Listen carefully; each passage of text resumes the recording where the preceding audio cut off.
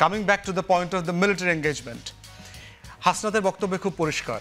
এই DGFI NSI এর গুন্ডামি, মাস্তানি, বদমাইশি গত 16 বছর থেকে আমরা দেখতেছি, কন্টিনিউ দেখছি। ডিজিএফআইকে দিয়ে রাজনীতি করানো, দল বানানো, দল ভাঙানো, এই সব কিছুর পলিটিক্স তো আমরা গত 50 বছরে দেখছি। ক্যান্টনমেন্টে নিয়ে অমুকরে থ্রেট দেওয়া, উঠায় নিয়ে আসা, বিচারপতিরে এয়ারপোর্টে লাথি মাইরা বাইর করে দেওয়া, এই ডিজিএফআই এগুলো তো আমরা দেখছি।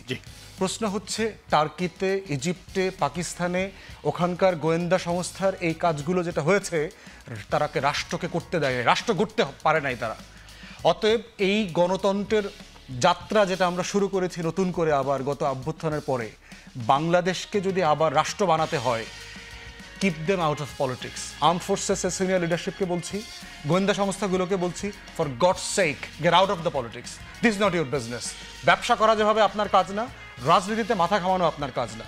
আপনি প্রজাতন্ত্রের কর্মচারী, চাকর বাকরের মতো থাকবেন। Let the politician sort it out. রাজনীতিবিদরা, রাজনৈতিক দল ডিসাইড করবে কি হবে কি হবে না। আপনি কর্মচারীর মতো থাকেন।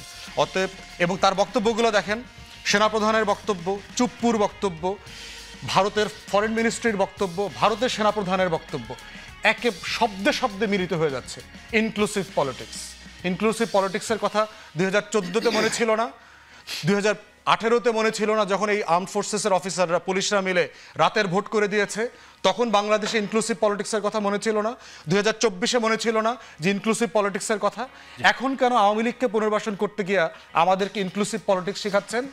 ভারত বলছে বাংলাদেশে নাকি নির্বাচিত সরকার না আসলে, ইনক্লুসিভ নির্বাচন না হইলে শান্তি শৃঙ্খলা ফিরে আসবে না। এতদিন বুঝেন নাই? 16 বছর ধরে এগুলো মনে ছিল না? তখন যে ফ্যাসিবাদ কায়েম করেছেন আপনার। অতএব ইনক্লুসিভ পলিটিক্স কি জিনিস এটা আমরা জানি, আমরা বুঝি বলি আপনাদেরকে বলছি, gate out of politics. This is not your business. দয়া করে রাষ্ট্রটাকে রাষ্ট্র হইতে দেন, এই রিপাবলিকটাকে রিপাবলিক হইতে দেন, 1400 শহীদের রক্তে গড়া দেশটাকে দেশ হইতে দেন, এটাকে ধ্বংস করে দেন না।